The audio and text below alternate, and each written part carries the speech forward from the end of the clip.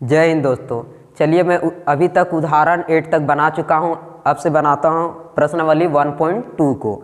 देखिए इसमें प्रश्नावली 1.2 में क्या है कि पहला क्वेश्चन, निम्नलिखित संख्याओं का अभाज्य गुणनखंड के गुणनफल के रूप में व्यक्त कीजिए यानी निरूपित कीजिए। तो इसमें क्या करना है, आपको अभाज्य गुणनखंड करना है और इसको निरूपित करना है। अभाज्य गुणनखंड करके इसका निरूपित करना है। तो देखिए कैसे बनाना है। देखिए आपका फर्स्ट क्वेश्चन में क्या है, 5 गो सवाल दिया हुआ है, 140, ठीक है, 156 और 3825 एवं देखिए 5005 और 7429। चलिए इसको पहला को बनाते हैं। देखिए बोला है कि आप अभाज्य गुणनखंड कीजिए। तो अभाज्य गुणनखंड करने के लिए हमको क्या है, 140 को अभाज्य गुणनखंड कैसे कर सकते हैं, जैसे कि आप उदाहरण में ही सीख चुके हैं कि अभाज्य गुणनखंड कैसे किया जाता है। तो सबसे पहले हम लोग 2 से लेते हैं, ठीक है, 2 सते 14, यहाँ 0 आ गया। अब इसको अभाज्य गुणनखंड कीजिए, 2 तिया 6, यहाँ से 1 निकला, 0 में लग गया, 2 पचे 10। चलिए उसके बाद ये कितना से जाएगा, मान लेते हैं कि 5 से, 5 सते 35, इसका अभाज्य गुणनखंड ये हो गया। तो देखिए किसका निकाले, 140 का, ठीक है। इसका अभाज्य गुणनखंड कितना आया, 2 × 2 × 5 × 7। इसको हम लोग ऐसे लिख सकते हैं, यहाँ पावर में 1 रहता है, यहाँ भी 1 रहता है। तो 2 के पावर में 2 गुना 5 गुना 7, बस आपका यही आंसर हो गया, ठीक है। इसमें कुछ नहीं करना, बस इसको आपको गुणनखंड कर देना है। उसके बाद जितना ये रहेगा उसके पावर में ये लिख देना है, ठीक है। ऐसा हम लोग यहाँ जो गुणनखंड में रहता है ना उसको पावर है, मतलब ये वाला आप ध्यान दीजिए कि मतलब आप ऐसे पढ़े थे, a गुने a, यहाँ पावर में m n बराबर a के पावर में m + n, ये होता है। मतलब ये दोनों सेम रहता है तो ऊपर वाला जुड़ जाता है। देखिए ये दोनों सेम था, ऊपर में इसका पावर में 1 था, यहाँ भी 1 था, ठीक है। तो ये दोनों को जोड़ दिए। तो बस आपको यही नियम इसमें लागू करना है। चलिए पहला मेरा बन गया। अब देखिए दूसरा में कितना है आपका, 156, ठीक है, 156। चलिए इसको भी अभाज्य गुणनखंड करते हैं। 156 को अगर हम लोग अभाज्य गुणनखंड करते हैं तो कितना हो जाएगा, देखिए लास्ट में 6 है यानी 2 से चल जाना चाहिए। 2 सते 14, 1 गया, 2 अठे 16, ठीक है।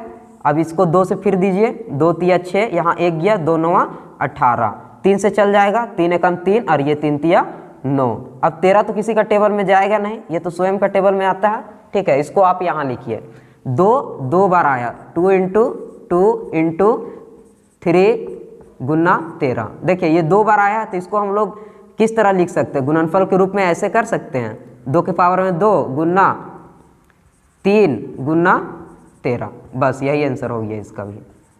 चलिए ये हो गया। उसके बाद तीसरा देखिए, तीसरा आपका कितना है, तीसरा देखिए 3825, ठीक है। इसको भी आप अभाज्य गुणनखंड कीजिए। देखिए इसका भी हम लोग अभाज्य गुणनखंड करते हैं 3825 को। तो देखिए इसको करने के लिए लास्ट में 5 है ना, तो आप समझ जाइए कि 5 से ये गुणनखंड हो जाएगा, ठीक है। अगर 5 रहेगा या फिर इधर 0 रहेगा तो ये सब चल जाता है, 5 से गुणनखंड हो जाता है। तो देखिए 38 है, 5 के टेबल में 38 तो आता नहीं है, तो क्या इससे कम आता है, तो हाँ आता है, 5 सते 35। अगर 5 सते 35 तो यहाँ 35 के बाद कितना बचा, 35 और 3 38 होता है, तो यहाँ से 3 निकला तो हो जाएगा आपका 32। तो कितना हो जाएगा, 5 × 30, ठीक है। अगर 30 लिए तो यहाँ से 2 बचा, 2 को यहाँ लग जाएगा तो कितना हो जाएगा, 25 होगा। तो कितना हो जाएगा, 25। चलिए ये आप समझ गए। उसके बाद देखिए लास्ट में 5 है, फिर क्या हो जाएगा मेरा, 5 से चल जाएगा, 5 एकम 5, यहाँ से 2 निकला, 25 25 किए तो फिर यहाँ से 1 निकला, तो कितना हो जाएगा, 5 तिया 15। देखिए ये 3 का भी टेबल में चल जाएगा, 3 पचे 15, ठीक है, 3 एकम 3। देखिए फिर 3 से चल जाएगा, 3 दूनी, अच्छा मतलब 3 एकम 3, ठीक है। यहाँ से 2 निकला, 3 सते 21। अब 17 किसी का टेबल में तो आता नहीं, स्वयं का टेबल में आता है और 1 का टेबल में, तो ऐसे हो गया। चलिए इसको लिखते हैं। देखिए ये जो छोटा है इसको पहले लिखते हैं, उसके बाद 5 फिर 13, ऐसे भी लिख सकते हैं, कोई दिक्कत नहीं है। 3 गुने 3, उसके बाद 5 गुने 5 गुने 17, ऐसे लिख सकते हैं। देखिए ये तीनों सेम सेम है, मतलब ये इसका पावर में यहाँ एक, यहाँ एक, यहाँ भी एक, यहाँ भी एक, ये यहाँ एक, तो देखिए सेम है, 3 लिख दिए, 1 और 1 2 हो गया, गुना ये भी सेम है 5, 1 और 1 2 हो गया, गुना 17, ये आपका आंसर हो गया। ठीक है, चलिए इसके बाद हम लोग बनाते हैं 4 नंबर। ठीक है, तो यहाँ हम मिटा सकते हैं। देखिए 4 नंबर बनाने के लिए कितना है, देखिए 4 नंबर आपका है 5005, 5005 है। इसको अभाज्य गुणनखंड कीजिए। अभाज्य गुणनखंड अगर हम लोग करते हैं इसका 5005 का, ठीक है, लास्ट में 5 है यानी 5 से चल जाएगा, 5 एकम 5 0 0, 5 एकम 5। देखिए लास्ट में 1 आया ना, तो अगर यहाँ लास्ट में 1 है तो किससे जाना चाहिए, आप 2 3 4 5 इस तरह भी करके देख सकते हैं। अगर हम लोग 9 से करके देखते हैं तो यहाँ कितना, 9 एकम 9, यहाँ से 1 निकला, ठीक है, यहाँ से 1 निकलेगा तो 10 हो गया, फिर 9 एकम 9, फिर यहाँ से 1 बच गया तो यानी 11 हो जाएगा। तो ये कटेगा नहीं, क्या आपका 11 से जाएगा, तो देख लीजिए 11 से ये जाना चाहिए, तो कितना हो जाएगा, 11 9 99, ठीक है, 11 9 99 हुआ। उसके बाद यहाँ 99 तो 1 बचा, इसमें हो जाएगा 1, तो 1 में 1 लग गया तो 11 एकम 11, चलिए ये हो गया। अब देखिए ये कितना जाना चाहिए, 11, या तो फिर 7 से दे दीजिए या फिर 17 से दे दिए, 7 से चल जाएगा। कैसे जाएगा, 7 एकम 7, यहाँ 2 निकला, 7 या 21, अच्छा 13 से जाएगा, ठीक है, 13 7 91, चलिए तो ये हो गया आपका 13। तो इसको गुणनखंड किए तो इसको लिख लीजिए, जो छोटा है उसको पहले लिखते हैं 5 7, उसके बाद 11 फिर 13, तो हो जाएगा 5 गुने 7 गुने 13 गुने कितना हो जाएगा,